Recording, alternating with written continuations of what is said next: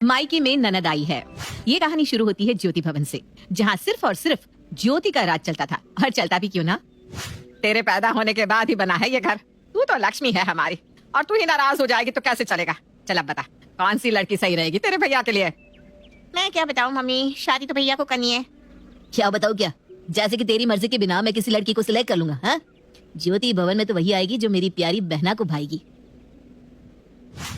और उन सभी लड़कियों में से ज्योति को पसंद आती है निधि की तस्वीर। सूरज का परिवार निधि से मिलता है और पहले ही बातचीत के बाद दोनों का रिश्ता पक्का हो जाता है। मानना पड़ेगा निधि, तेरी पार की नजर को दूसरी लड़की देखनी भी नहीं पड़ी। मैं ऐसे ही मेरी बेटी के हाथों को शुभ नहीं करता। ज्योति ने तो अपना काम कर दिया, पर अभी काम खत्म नहीं हुआ सुषमा जी। असली काम तो अभी बाकी है। बहू को चढ़ाने के लिए गहने लेने होंगे, लेन देन का सामान लेना होगा, वो सब देखना है आपको। है ना ज्योति, यही करेगी। अपने भाई की शादी तक तू ससुराल नहीं जा रही बेटा। मैं दामाद जी से बात कर लेती हूँ, वरना यहाँ सब कैसे निपटेगा। तभी दरवाजे से विक्रम आता है। अब भाई की शादी है तो उसकी इकलौती बहन को दौड़ भाग तो करनी ही पड़ेगी। अब फिक्र मत कीजिए माँ, साले साहब की शादी तक मैं यहीं आकर खा लिया करूंगा, तो ज्योति को मेरे खाने की टेंशन भी नहीं होगी।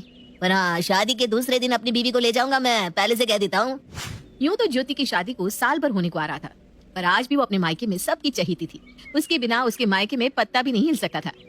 अपनी नई बहू के गहने खरीदने के लिए सुषमा ज्योति को लेकर ज्वेलरी शॉप पर जाती है। इतने सारे गहने हैं यहाँ तो, है भगवान। आजकल के चलन का गहना तो मुझे समझ में ही नहीं आता। तू ही देख कर बेटा, अब जो करना है तुझे ही करना है। मैं तो काम कर करके पहले ही परेशान हो गई हूँ। पहले तू गहने देख, फिर तुझे सूरज की शेरवानी भी फाइनल करनी है। तभी ज्योति के फोन पर नरेंद्र का कॉल आता है। व्हाट्सअप किया है कार्ड बेटा, बता तो कौन सा फाइनल करवाऊं। जब तक तेरी मंजूरी नहीं होती शांति नहीं मिलती मुझे। और पूरे 1 महीने ज्योति ऐसी बिजी हो जाती है कि एक टांग पर खड़ी कभी किसी की मदद कर रही है तो कभी किसी की। और उसके बाद आ जाता है वो दिन जिसका सभी को इंतजार था। अपने भाई की शादी के फंक्शन में उसकी वरमाला की रस्म एंजॉय करती हुई ज्योति जोर जोर से शोर मचा रही थी कि तभी मोहल्ले की पड़ोसन रसगुल्ला खाते हुए ज्योति के जीवन में कड़वाहट घुलने आ जाती है। डाल दो भाभी वरमाला, मैं आपकी साइड ही हूँ, उछल के डाल दो। अरे वाह, बड़ी खुश हो ज्योति तुम। अपनी बर्बादी पर पहली बार किसी को इतना खुश होते देख रही हूँ। हाँ आंटी, मैं बहुत ज्यादा खुश हूँ। आफ्टर ऑल मेरे भाई की दुल्हनिया जो घर आ रही है, और पसंद भी तो मेरी है, तो खुश तो होना ही है। क्या बताऊँ मैं आपको आंटी जी, मेरी पसंद के बिना भैया शर्ट भी नहीं खरीदते। हाय रे ज्योति, यूं तो तू बिहाई गई, पर दुनियादारी की समझ तुझमें अभी भी नहीं आई। शादी के बाद कौन भाई पूछता है बहन को। क्या आंटी जी, आप नहीं जानती क्या? मेरी शादी को 1 साल हो गया है, पर आज भी भैया मुझे अपनी पलकों पर बिठा के रखते हैं। जरा सी आ नहीं निकलती मेरी कि फौरन मेरे घर पहुंच जाते हैं। दिन में 10 बार तो मम्मी फोन कर देती है, क्या बनाया क्या नहीं। तू समझी नहीं बेटा, तब तक तेरी शादी हो रखी थी, पर सूरज तो कमा रहा था ना। अब उसके जीवन में निधि आ गई है, असली बदलाव तो अब देखने को मिलेगा बेटा। गीता के मुंह से ऐसी बातें सुनकर ज्योति को धक्का लगता है, और अगले ही पल उसे गीता की बात का प्रमाण भी मिलना शुरू हो जाता है। विदाई के वक्त ज्योति जैसे ही अपनी भाई की गाड़ी में बैठने जाती है, सूरज कहता है, अब निधि का लहंगा खुद ही इतना एरिया कवर कर लेगा। अरे कहाँ बैठेगी तू हमारे साथ? मैं कोई पागल थोड़ी ना हूँ भैया, मैं तो आगे बैठ रही थी। पर मेरी साली ने पहले ही कह दिया था कि वो आगे बैठेगी। अभी तो निधि अपने ससुराल पहुंची भी नहीं थी और ज्योति को लेफ्ट आउट फील होना शुरू भी हो जाता है। वक्त फेरी की रस्म के बाद सभी थके हारे आराम कर रहे थे कि निधि हॉल में आकर सभी से कहती है, मैं चाय नाश्ता लगा दूं मम्मी जी। तो भी तो शादी की रस्मों में थक गई होगी ना बहू, जा आराम कर, हम बाहर से नाश्ता मंगवा लेते हैं। तो सुभाष की समोसे मंगवा लो ना मम्मी, 1 नंबर समोसे होते हैं उसके। अरे रुक जा बेटा, अपनी भाभी से तो पूछ ले, उन्हें क्या खाने का मन है। बता बेटा क्या खाएगी तू, वही मंगवाते हैं। कोई मैगी ला दे तो मैं मैगी बना दूं मम्मी जी। क्यों बेकार में तेल में सने हुए समोसे कचौड़ियां बाहर से लाना, और उससे तो शरीर ही खराब होगा। 2 मिनट लगेंगे, एक स्टोव पर चाय और दूसरे पर मैगी बना दूंगी। मैगी अब पहले की तरह रहने से नहीं चलेगा सुषमा जी, बहू नए जमाने की है। अब हमें भी इन्हीं के पसंद से चलना होगा। जा बहू बना ले मैगी, हम भी तो खा कर देखे तेरे हाथ की मैगी। निधि किचन में जाकर सभी के लिए मैगी बनाकर लाती है। अरे वाह निधि, क्या मैगी बनाई है तूने? ज्योति, ये सुभाष के समोसे से तो लाख गुना अच्छा है, खाकर तो देख जरा। वाह बहू वाह, अब तो लगता है शाम के नाश्ते में मैगी ही खानी पड़ेगी। सच्ची इतनी अच्छी बनी है, फिर तो मैं भी खाकर देखती हूँ।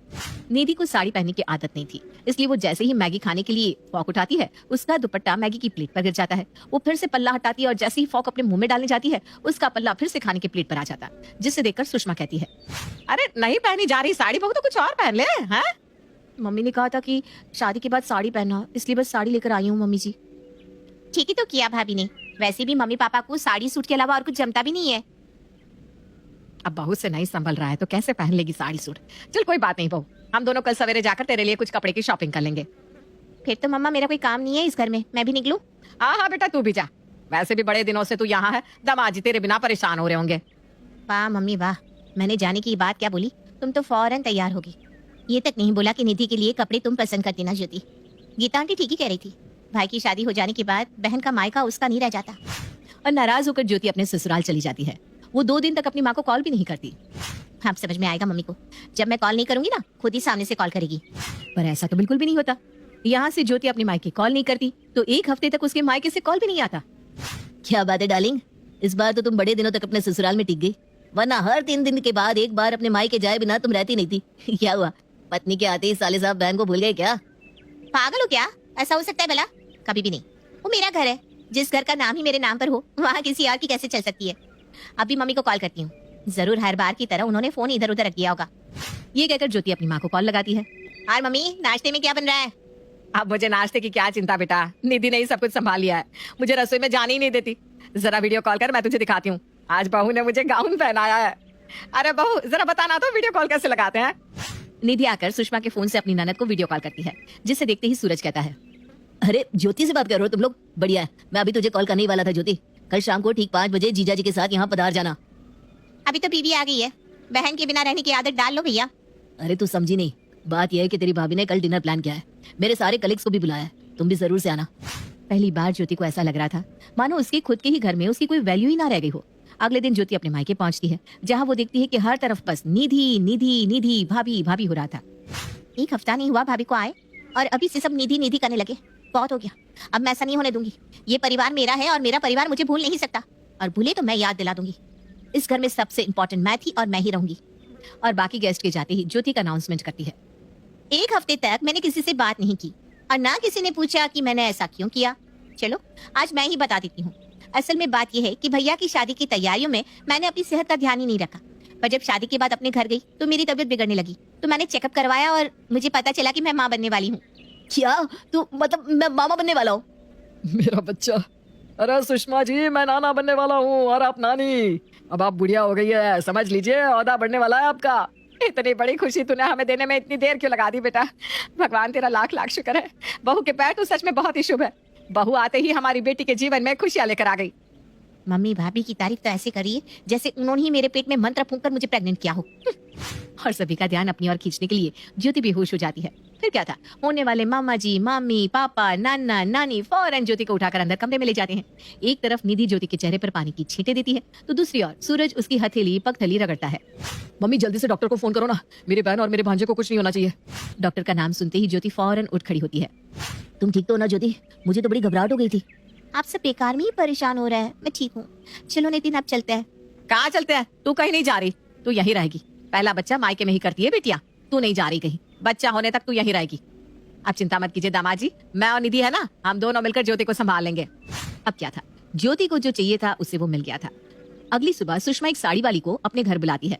सभी अपने लिए साड़ियां पसंद कर रहे होते हैं और जैसे ही निधि अपनी पसंद की साड़ी पर हाथ रखती है, ज्योति कहती है, हाँ वही साड़ी मुझे पसंद है भाभी। पर हाँ बेटा, जो तुझे पसंद है वही साड़ी तू रख। वैसे भी इस हालत में माँ जितनी खुश रहे बच्चा उतना ही स्वस्थ होता है। चल बता अब क्या खाएगी तू, क्या इच्छा है तेरी? मैं क्या बोलूं मम्मी, नाश्ते में तो मैगी ही मिलेगी ना। अरे मैं अभी जाता हूँ सुभाष के समोसे लेने, ठीक है मेरी लाडो? अब धीरे धीरे ज्योति अपने मायके को ही अपना घर समझने लगती है। वो अपनी सारी फ्रेंड को फोन करके अपने घर बुलाती है और एक छोटी सी पार्टी रख लेती है। भाभी आज मेरी कुछ फ्रेंड्स घर आने वाली है, तो आप सभी के लिए खाने का इंतजाम कर दीजिएगा। वैसे तो मैं ही खाना बना ली थी, पर इस हालत में मैं अगर किचन में जाऊंगी तो बेकार में मम्मी यहाँ पर भड़क जाएंगी। आप जानती है ना मम्मी मुझे लेकर कितनी पॉसेसिव है। कुछ देर में ज्योति की सारी सहेलियां वहां पहुंच जाती है। भाभी ड्रिंक्स लाना तो। हाँ दीदी। निधि हॉल में ड्रिंक्स लेकर जाती है। नहीं नहीं भाभी, मेरे गले में खराश है। अरे तो तू चाय पीना। भाभी आप नेहा के लिए 1 कप चाय ले आओ, तब तक हम कार्ड खेलना शुरू करते हैं। Okay girls? और इसके आधे घंटे बाद ना आप स्नैक्स ला सकती हो भाभी। और कुछ इस तरह प्रेग्नेंट होने के नाम पर ज्योति अपनी भाभी से नौकरों की तरह काम करवाती रहती। ऐसे ही 3 महीने बीत जाते हैं। एक सुबह जब निधि खाना बना रही थी, वो ज्योति से कहती है, दीदी अगर आप फ्री हो तो आप जरा कपड़े देख लोगी, क्योंकि मुझे खाना बनाने में बहुत वक्त लग जाएगा और कपड़े टाइम से नहीं धुले तो सूखेंगे नहीं। मौसम तो आजकल कैसा हुआ पड़ा है, आप देख ही रही हैं। मुझससे काम करवाओगी भाभी तुम? ऐसा तो मैं होने नहीं दूंगी। ज्योति उठकर वॉशिंग मशीन के पास तो जाती है, पर वहीं उल्टी करने का ड्रामा करने लगती है। ओह गॉड कितनी खराब स्मेल है इस डिटर्जेंट की। मुझे उल्टी होने लगेगी। मेरा पेट, मेरा जी बहुत घबरा रहा है। मम्मी भैया कोई है क्या? और ये बोलती हुई ज्योति हॉल में आकर बेहोश होकर गिर पड़ती है। क्या जरूरत है निधि तुम्हें ज्योति को कपड़े धोने को बोलने की? मुझे बोल दिया होता। हद होती है यार। निधि तुम न जाने क्या क्या करवा कर मानोगी मेरी बहन से। अरे ठीक है बेटा, कोई बात नहीं। इस हालत में अक्सर ना हमें किसी न किसी चीज की स्मेल से उल्टी आने लगती है। मुझे फिक्र तो इस बात की हो रही है कि 3 महीने हो गए और अभी तक ज्योति का पेट बाहर क्यों नहीं आया? आ जाएगा ना मम्मी, वो तो मैंने ढीले कपड़े पहन रखे हैं ना, और इस घर में मुझे स्ट्रेस भी तो कितना दे रही है भाभी, इसीलिए शायद। अपनी माँ की बातों को सुनकर ज्योति को भी जरा टेंशन हो जाती है और अपने कमरे में जाकर ज्योति दिमाग लगाना शुरू करती है। लगता है मैंने अपनी प्रेगनेंसी को कुछ ज्यादा ही हल्के में ले लिया। मुझे अपनी हरकतों में थोड़ा चेंज करना पड़ेगा और इस पेट को भी बाहर करना पड़ेगा। और यहाँ ज्योति एक छोटी सी गलती कर देती है। एक दिन पहले ही सुषमा ज्योति से उसके पेट के बारे में पूछती है और अगले ही दिन ज्योति अपने पेट में एक पिलो लगा लेती है, जिसे देखते ही सुषमा फट से सब समझ जाती है। अरे बेटा, एक दिन में तेरा पेट इतना ज्यादा बाहर आ गया है? मुझे लगता है हमें डॉक्टर को दिखा देना चाहिए। कहीं तेरे पेट में जुड़वा बच्चे हुए तो और ज्यादा देखभाल करनी पड़ेगी तेरी। सही तो मम्मी, मैं वही बताने जा रही थी आपको। याद है आपको कुछ दिन पहले मेरी सहेलियां घर आई थी, उसमें से ना एक डॉक्टर थी, उसी ने मुझे कहा कि शायद मेरे पेट में ट्विंस है। देखिए, मानना पड़ेगा आपकी पार की नजर को। अपनी बेटी की साड़ी के अंदर से तकिया निकालते हुए सुषमा कहती है, आ गई मेरी नाती बाहर। अब बता, शर्म नहीं आई तुझे इतना घटिया नाटक करते हुए? तुझे पता भी है तेरे होने वाले बच्चों की सलामती के लिए दामाद जी हर रोज मंदिर पैदल चलकर जाते हैं, हर शुक्रवार व्रत करते हैं। तेरे भाई ने तो अभी से अपने भांजे या भांजी के लिए पैसे जोड़ने शुरू कर दिए थे। कितने खुश थे तेरे पापा। सबका दिल तूने तोड़ दिया बेटा, सबका। पर क्यों किया तूने ऐसा? आप लोग, क्योंकि भाभी कहती है आप लोगों का बर्ताव मेरी तरफ बदल गया। एक पल में ही आप सबने मुझे पराया कर दिया। तो तू ऐसा करेगी? ये नहीं सोचा तूने कि तेरी भाभी अपना घर छोड़कर यहाँ आई है? अगर हम उसे कंफर्टेबल फील नहीं करवाएंगे तो इस घर में वो कैसे एडजस्ट करेगी? हाँ, तू हमारी बेटी है, हमारी बेटी ही रहती। पर हमारा ध्यान खींचने के लिए तूने जो किया उसके बाद तो तू मेरी आंखों के सामने से तो अभी की अभी चली जा, वरना मैं तुझे कुछ बुरा बोल दूंगी। और तभी अचानक निधि को उल्टियां आने लगती है और सभी को पता चलता है कि निधि प्रेग्नेंट है। जिस जरिए का इस्तेमाल करके ज्योति सभी का ध्यान अपनी ओर खींचना चाह रही थी, वो उस पर ही उल्टा पड़ गया। रात को जब सूरज और नरेंद्र घर वापस आते हैं तो सुषमा उनसे कहती है, ज्योति का बच्चा नहीं रहा, पर भगवान ने हमें वो बच्चा हमारी बहू के जरिए दे दिया। बहू प्रेग्नेंट है। और इस तरह सुषमा और निधि ज्योति की इज्जत सभी के सामने बचा लेती है। और जैसे ही ज्योति को ये महसूस होता है कि वो बुआ बनने वाली है, वो अपने मन से सारे बैर भाव हटाकर अपनी भाभी को गले लगा लेती है।